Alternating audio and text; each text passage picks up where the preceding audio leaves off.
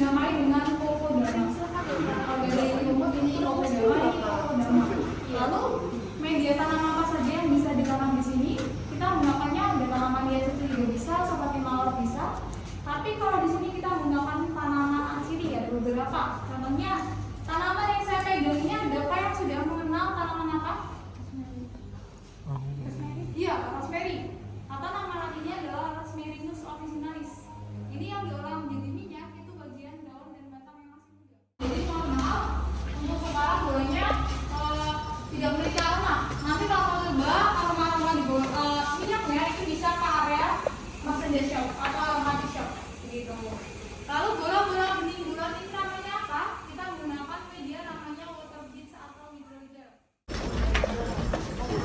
Nah, ini ada bangunan tua yang memang dibiarkan seperti ini. Kenapa? Karena dulunya Museum Rumah Atsiri ini adalah tempat boiler, di mana pada saat pabrik citronella atau serai wangi masih beroperasi. Pabrik ini dibangun dari tahun 1963 sampai dengan 1967, kerjasamanya antara Indonesia dan Bulgaria. Nah, di boiler ini menggunakan dua jenis batu bata. Kalau yang warna merah ini batu bata lokal Indonesia, kalau yang warna putih ini batu bata api atau batu bata vulkanik yang didatangkan langsung dari Bulgaria waktu pembangunan pabrik ini.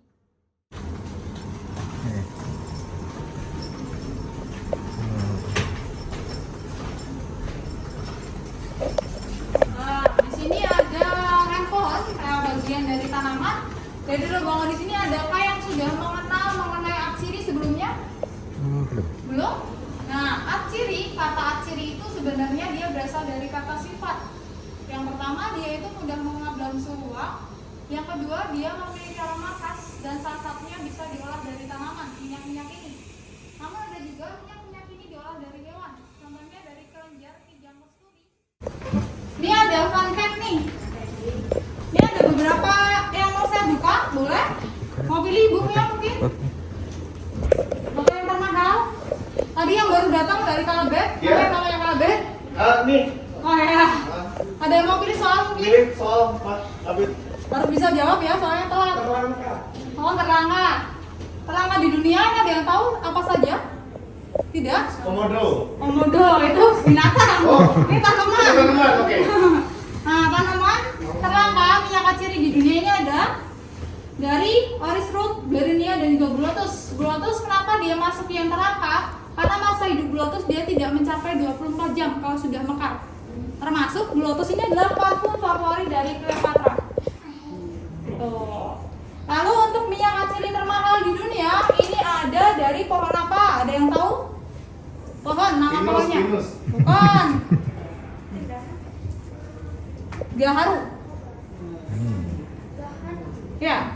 Gaharu ini 1 kilo minyaknya bisa mencapai 1,3 miliar.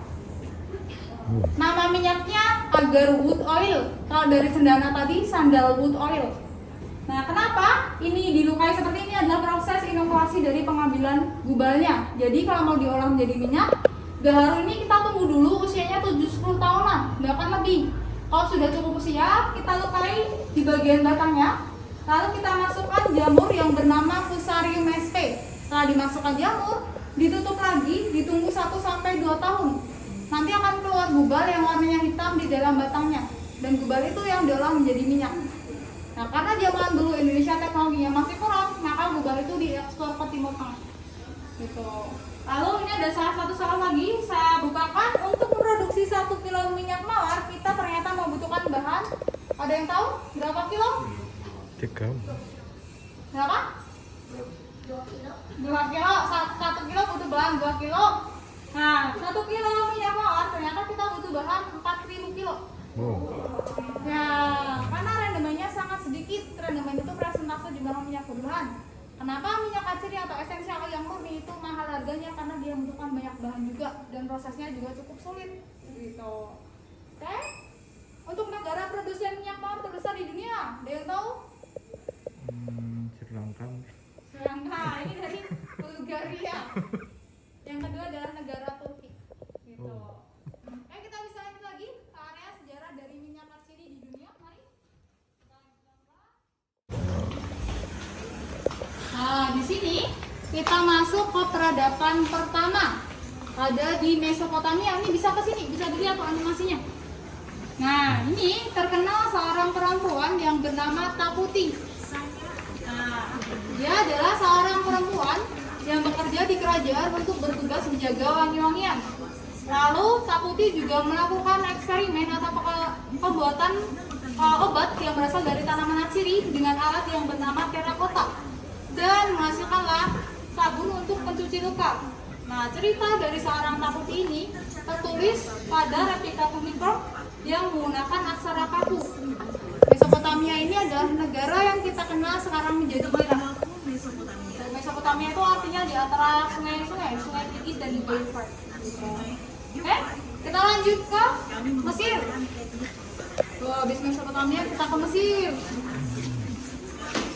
Nah, di Mesir, tanaman atsiri lebih digunakan untuk mempercepat mumifikasi. Tahu mumi kan? Nggak tahu? Oh, yang gituin mumi. Nah, untuk mempercepat mumifikasi. Jadi, semua organ tubuh di dalam manusia yang sudah meninggal itu dikeluarkan, dimasukkan ke dalam kanopiter yang berkepala hewan, dan yang ditinggalkan hanya di bagian jantungnya saja. Kenapa? Karena orang Mesir percaya akan adanya reinkarnasi. Jadi setelah mati dia akan mengalami kehidupan kembali. Nah, selain digunakan untuk mumifikasi, mereka juga memproduksi parfum namanya susinum. Ini diolah dari bunga lili, mur, dan juga kayu manis, contohnya seperti ini. Nah, kalau orang sekarang gunanya kayak solid perfume, diolah sebagian tangan, leher. Lalu di belakang itu ada seorang tokoh laki-laki, ada yang sudah mengenal. Mau udah kenal belum itu siapa? Hitler. Kan, bukan Capri juga ya. Dia itu namanya René Gattefossé. Dia adalah ilmuwan kimia yang berasal dari negara Prancis, meneliti mengenai tanaman lavender. Ternyata cairannya bisa digunakan untuk mempercepat penyembuhan luka, yaitu luka bakar. Nama cairannya adalah NOx-PH 232. Gitu. Oke, kita lanjut lagi ke Cina. Nah, di Cina ini pada ringkasan material medika dinasti Ming, ternyata orang-orang zaman dahulu sudah menemukan lebih dari 2000 jenis tanaman yang dapat digunakan sebagai obat-obatan. Nah, selain itu, apabila kesehatan tubuhnya terganggu, biasanya orang-orang zaman dahulu itu biasa mengkonsumsi namanya simplicia atau tanaman yang biasa dikeringkan untuk obat tradisional. Contohnya yang ada di sebelah kanan dan kiri saya ini. Lalu di belakang itu ada batu bata putih yang masih utuh yang didatangkan dari Bulgaria waktu pembangunan pabrik ini. Masih ada capnya juga. Kita lanjut lagi ke India. Nah, di India ini terkenal dengan konsep Ayurveda, penyembuhan holistik. Jadi orang India biasa menggunakan tanaman atsiri untuk pijat kesehatan. Selain itu mereka menggunakan dupa dan kemenyan untuk meningkatkan fokus otak pada saat melakukan meditasi. Gitu. Kita lanjut lagi yuk ke Yunani dan juga Romawi. Nah, di sini terkenal seorang tokoh yang bernama Hippocrates. Pada saat terjadi wabah di Athena, Hippocrates menyarankan keluarganya untuk membakar tanaman yang beraroma harum. Selain itu, Hippocrates juga mencetuskan kata-kata, jika tubuh kalian ingin sehat, maka mandilah dengan wangi-wangian setiap hari dan juga lakukanlah pijat. Nah, kita lanjut ke Arab. Nah, di Arab tokoh-tokoh yang terkenal di sini ada Jabir bin Hayyan. Dia adalah seorang penemu alkohol dari fermentasi gula. Ada juga Al-Kindi, seorang penulis buku mengenai parfum dan kimia. Untuk Al-Razi, dia seorang dokter juga melakukan pemisahan alkohol dengan alat alamik modern karena pertama kali ditemukan pada masa Khalifah Abbasiyah. Dan Ibnu Sina ini meneliti mengenai tanaman mawar dan dia juga merupakan salah satu penemu dari parfum mawar yang sekarang kita kenal. Tahu, nah tadi kan tanaman atsiri atau minyak atsiri itu mereka diolah dari bagian tanaman, mulai dari akar sampai dengan buah. Untuk bisa menghasilkan minyak, mereka harus diproses dengan beberapa cara. Geser sebelah sini boleh kok, geser sebelah sini boleh. Nah, ini ada cara destilasi, ada cara kompres, ekstraksi, evaporasi sampai dengan infusi.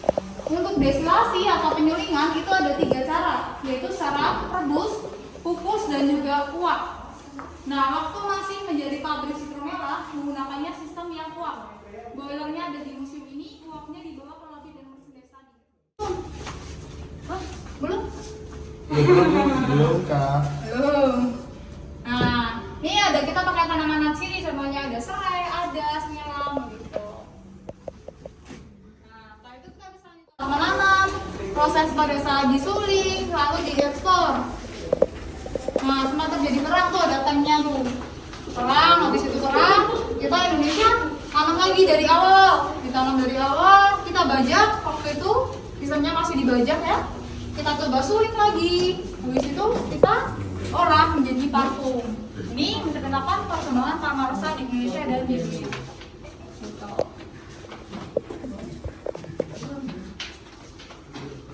Masuk semua yuk ke tirai ini, masuk aja semuanya ya. Ambil foto video, boleh masuk semua.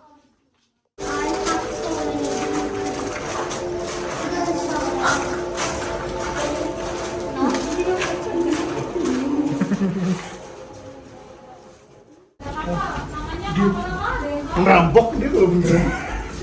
Nah, kakak ini kalau isinya dari kayu sama ada ini ya. Nah ini kapal ini ada kapal dagang VOC atau Belanda. Jadi Belanda itu datang ke Indonesia pada abad ke-17 dengan tujuan untuk mencari rempah-rempah. Namun ternyata Belanda mendapatkan hal istimewa yang tidak didapatkan oleh beberapa negara. Contohnya ada Persia, Mesir, dan Cina. Ketiga negara tersebut tidak mendapatkan hak istimewa yang diberikan oleh Raja Barus. Lanjut lagi, sejarah pemahat siri Indonesia dan berdirinya pabrik Citronella.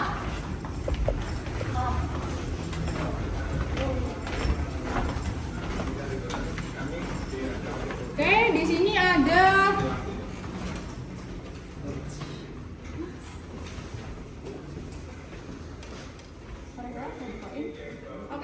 ini ada pernyataan kerjasama antara Indonesia dan Bulgaria.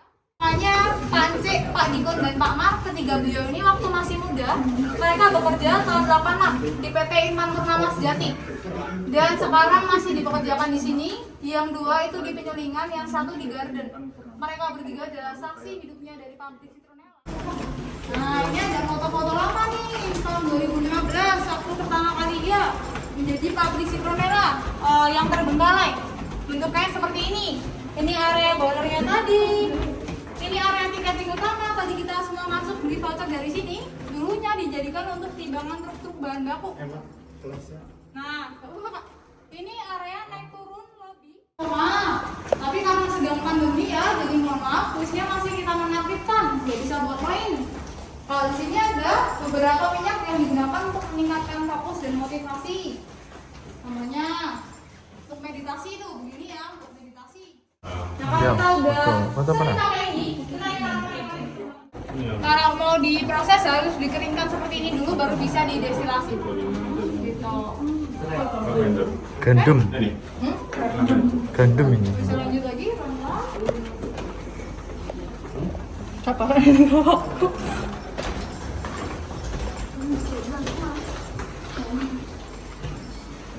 Nah, ini ada internal use penggunaan essential oil yang biasa digunakan untuk campuran memasak. Contohnya ada gingerbread, rosemary, dan peppermint. Tuh dia.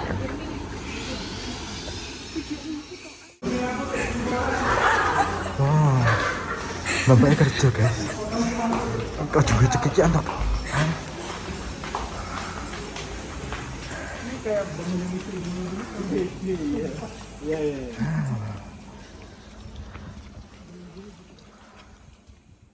Apabila biasa kata dan perbuatan, semoga apa yang saya sampaikan bermanfaat.